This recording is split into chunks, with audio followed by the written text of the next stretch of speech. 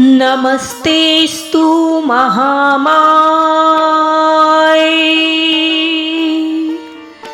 श्रीपीठे सुरपूजिते शंखचक्रे गदाहस्ते महालक्ष्मी नमस्तुते। प्रिय भक्तों, आज शुक्रवार है जो कि माता लक्ष्मी जी को पूरी तरह से समर्पित है और आज हम सुनेंगे माता लक्ष्मी का पौराणिक और पावरफुल मंत्र। प्रिय भक्तों, शास्त्रों में वर्णित है कि जब समुद्र मंथन हुआ तो अमृत कलश के साथ मां लक्ष्मी जी प्रकट हुई। समस्त देवताओं और आराषि मुनियों ने उन्हें सृष्टि की संपदा की अधिष्ठात्री देवी मानकर उनकी आराधना की। कहते हैं उसी समय महर्षि भृगु ने इस दिव्य मंत्र का प्रथम उच्चारण किया था। शास्त्रों में वर्णन है कि महर्षि भृगु ने इस मंत्र के जाप से अपने आश्रम में अनंत समृद्धि का द्वार खोला। जहां पहले साधारण व्यवस्था थी, वहां देवी लक्ष्मी के आशीर्वाद से अन्न, धन और वैभव का अंबार लग गया। तभी से यह मंत्र संपूर्ण ऐश्वर्य और सुख समृद्धि का मंत्र कहलाया।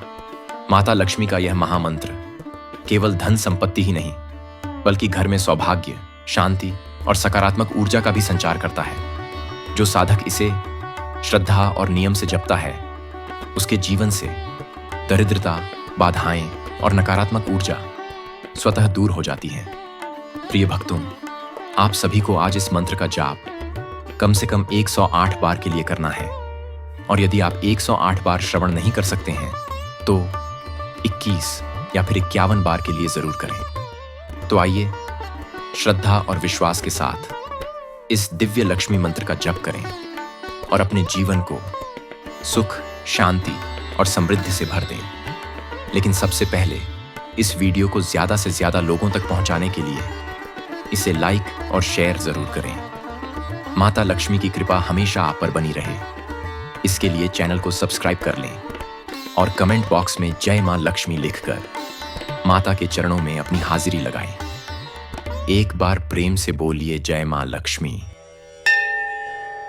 ओम ह्रीं श्रीं क्लीं श्री महालक्ष्म्यै नमः। ओम ह्रीं श्रीं क्लीं श्री महालक्ष्म्यै नमः। ओम ह्रीं श्रीं क्लीं श्री महालक्ष्म्यै नमः। ओम ह्रीं श्रीं क्लीं श्री महालक्ष्म्यै नमः। ओम ह्रीं श्रीं क्लीं श्री महालक्ष्म्यै नमः। ओम ह्रीं श्रीं क्लीं श्री महालक्ष्म्यै नमः। ओम ह्रीं श्रीं क्लीं श्री महालक्ष्म्यै नमः। ओम ह्रीं श्रीं क्लीं श्री महालक्ष्म्यै नमः। ओम ह्रीं श्रीं क्लीं श्री महालक्ष्म्यै नमः। ओम ह्रीं श्रीं क्लीं श्री महालक्ष्म्यै नमः। ओम ह्रीं श्रीं क्लीं श्री महालक्ष्म्यै नमः। ओम ह्रीं श्रीं क्लीं श्री महालक्ष्म्यै नमः। ओम ह्रीं श्रीं क्लीं श्री महालक्ष्म्यै नमः। ओम ह्रीं श्रीं क्लीं श्री महालक्ष्म्यै नमः। ओम ह्रीं श्रीं क्लीं श्री महालक्ष्म्यै नमः। ओम ह्रीं श्रीं क्लीं श्रीमहालक्ष्म्यै नमः। ॐ ह्रीं श्रीं क्लीं श्रीमहालक्ष्म्यै नमः। ॐ ह्रीं श्रीं क्लीं श्रीमहालक्ष्म्यै नमः। ॐ ह्रीं श्रीं क्लीं श्रीमहालक्ष्म्यै नमः। ॐ ह्रीं श्रीं क्लीं श्रीमहालक्ष्म्यै नमः। ॐ ह्रीं श्रीं क्लीं श्रीमहालक्ष्म्यै नमः। ॐ ह्रीं श्रीं क्लीं श्रीमहालक्ष्म्यै नमः। ॐ ह्रीं श्रीं क्लीं श्रीमहालक्ष्म्यै नमः। ॐ ह्रीं श्रीं क्लीं श्रीमहालक्ष्म्यै नमः। ॐ ह्रीं श्रीं क्लीं श्रीमहालक्ष्म्यै नमः। ॐ ह्रीं श्रीं क्लीं श्रीमहालक्ष्म्यै नमः। ॐ ह्रीं श्रीं क्लीं श्रीमहालक्ष्म्यै नमः। ॐ ह्रीं श्रीं क्लीं श्रीमहालक्ष्म्यै नमः। ॐ ह्रीं श्रीं क्लीं श्रीमहालक्ष्म्यै नमः। ॐ ह्रीं श्रीं क्लीं श्रीमहालक्ष्म्यै नमः। ॐ ह्रीं श्रीं क्लीं श्रीमहालक्ष्म्यै नमः। ॐ ह्रीं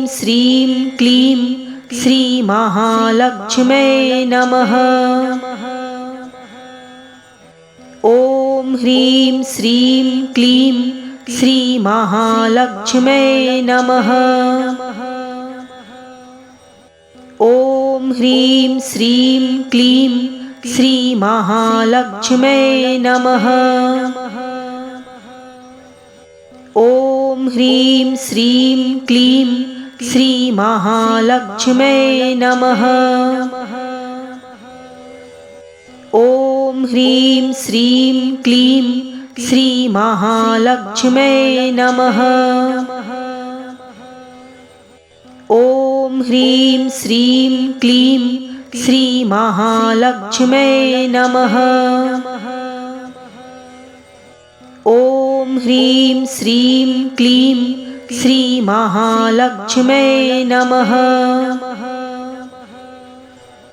ॐ ह्रीं श्रीं क्लीं श्रीमहालक्ष्म्यै नमः।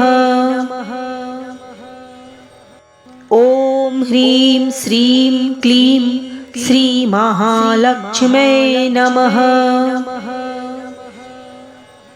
ॐ ह्रीं श्रीं क्लीं श्रीमहालक्ष्म्यै नमः।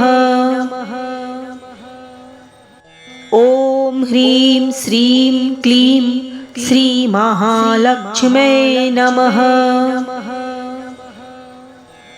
ॐ ह्रीं श्रीं क्लीं श्रीमहालक्ष्म्यै नमः। ॐ ह्रीं श्रीं क्लीं श्रीमहालक्ष्म्यै नमः। ॐ ह्रीं श्रीं क्लीं श्रीमहालक्ष्म्यै नमः। ॐ ह्रीं श्रीं क्लीं श्रीमहालक्ष्म्यै नमः। ॐ ह्रीं श्रीं क्लीं श्रीमहालक्ष्म्यै नमः। ॐ ह्रीं श्रीं क्लीं श्रीमहालक्ष्म्यै नमः। ॐ ह्रीं श्रीं क्लीं श्रीमहालक्ष्म्यै नमः।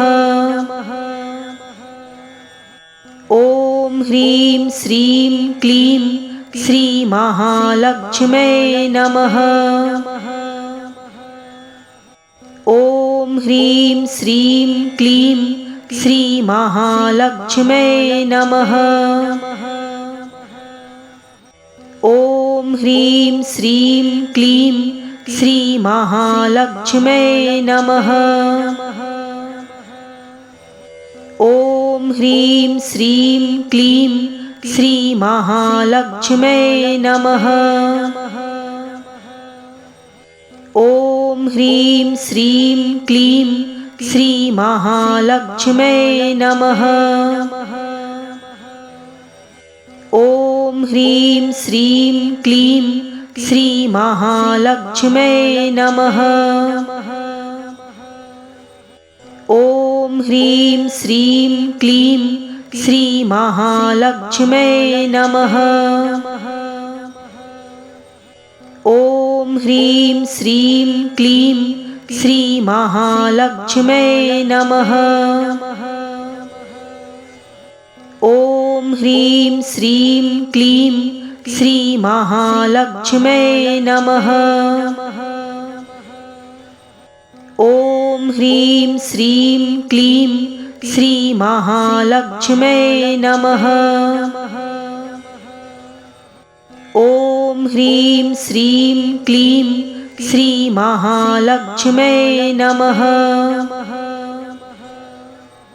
ॐ ह्रीं श्रीं क्लीं श्रीमहालक्ष्म्यै नमः। ॐ ह्रीं श्रीं क्लीं श्रीमहालक्ष्म्यै नमः। ॐ ह्रीं श्रीं क्लीं श्रीमहालक्ष्म्यै नमः। ॐ ह्रीं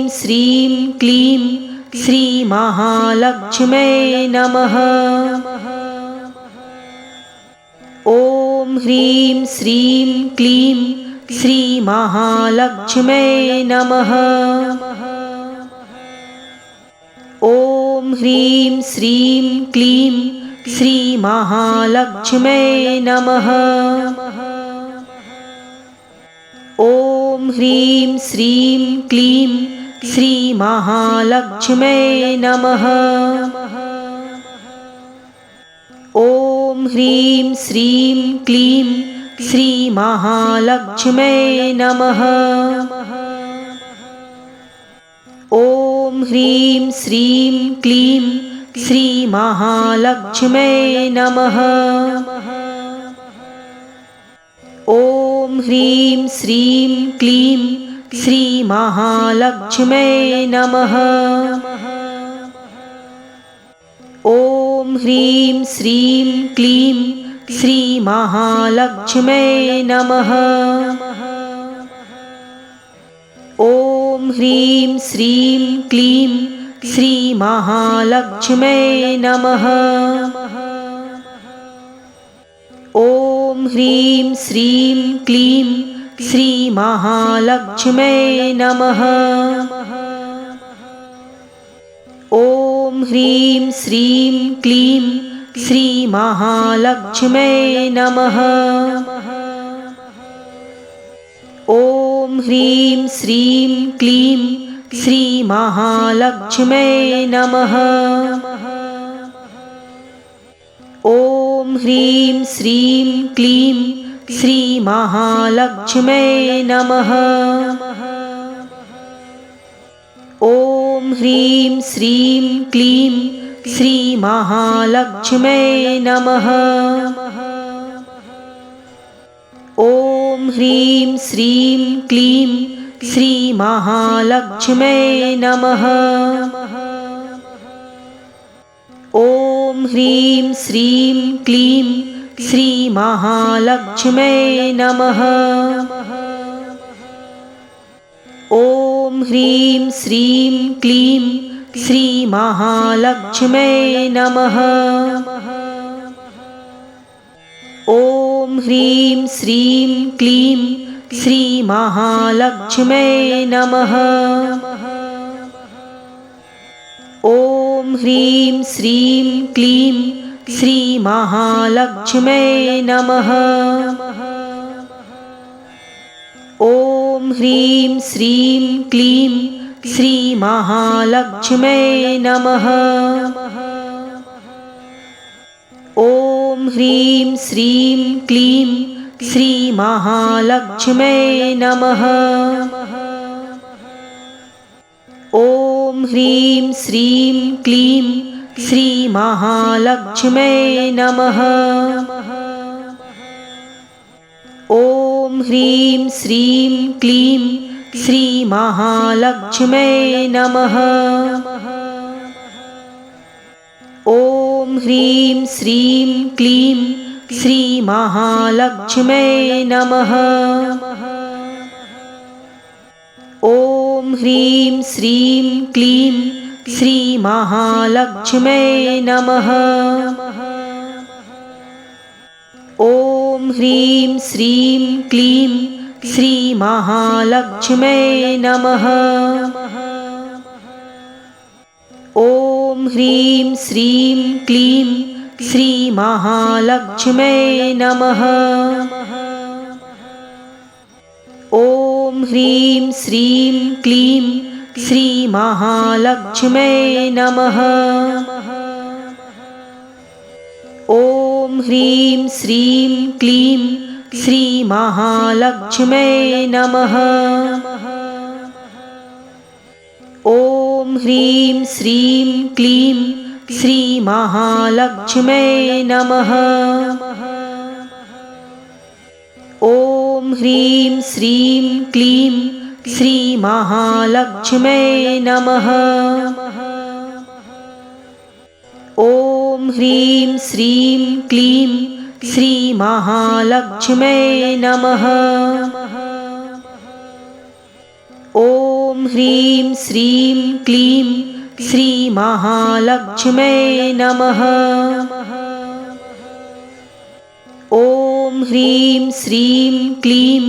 श्रीमहालक्ष्म्यै नमः। ॐ ह्रीं श्रीं क्लीं श्रीमहालक्ष्म्यै नमः। ॐ ह्रीं श्रीं क्लीं श्रीमहालक्ष्म्यै नमः। ॐ ह्रीं श्रीं क्लीं श्रीमहालक्ष्म्यै नमः। ॐ ह्रीं श्रीं क्लीं श्रीमहालक्ष्म्यै नमः। ॐ ह्रीं श्रीं क्लीं श्रीमहालक्ष्म्यै नमः। ॐ ह्रीं श्रीं क्लीं श्रीमहालक्ष्म्यै नमः। ॐ ह्रीं श्रीं क्लीं श्रीमहालक्ष्म्यै नमः।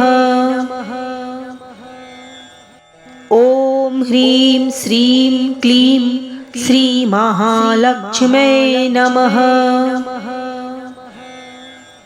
ॐ ह्रीं श्रीं क्लीं श्रीमहालक्ष्म्यै नमः। ॐ ह्रीं श्रीं क्लीं श्रीमहालक्ष्म्यै नमः। ॐ ह्रीं श्रीं क्लीं श्रीमहालक्ष्म्यै नमः। ॐ ह्रीं श्रीं क्लीं श्रीमहालक्ष्म्यै नमः। ॐ ह्रीं श्रीं क्लीं श्रीमहालक्ष्म्यै नमः। ॐ ह्रीं श्रीं क्लीं श्रीमहालक्ष्म्यै नमः। ॐ ह्रीं श्रीं क्लीं श्रीमहालक्ष्म्यै नमः। ॐ ह्रीं श्रीं क्लीं श्रीमहालक्ष्म्यै नमः। ॐ ह्रीं श्रीं क्लीं श्रीमहालक्ष्म्यै नमः। ॐ ह्रीं श्रीं क्लीं श्रीमहालक्ष्म्यै नमः। ॐ ह्रीं श्रीं क्लीं श्रीमहालक्ष्म्यै नमः। ॐ ह्रीं श्रीं क्लीं श्रीमहालक्ष्म्यै नमः। ॐ ह्रीं श्रीं क्लीं श्रीमहालक्ष्म्यै नमः। ॐ ह्रीं श्रीं क्लीं श्रीमहालक्ष्म्यै नमः। ॐ ह्रीं श्रीं क्लीं श्रीमहालक्ष्म्यै नमः। ॐ ह्रीं श्रीं क्लीं श्रीमहालक्ष्म्यै नमः। ॐ ह्रीं श्रीं क्लीं श्रीमहालक्ष्म्यै नमः। ॐ ह्रीं श्रीं क्लीं श्रीमहालक्ष्म्यै नमः। ॐ ह्रीं श्रीं क्लीं श्रीमहालक्ष्म्यै नमः। ॐ ह्रीं श्रीं क्लीं श्रीमहालक्ष्म्यै नमः। ॐ ह्रीं श्रीं क्लीं श्रीमहालक्ष्म्यै नमः। ॐ ह्रीं श्रीं क्लीं श्रीमहालक्ष्म्यै नमः। ॐ ह्रीं श्रीं क्लीं श्रीमहालक्ष्म्यै नमः।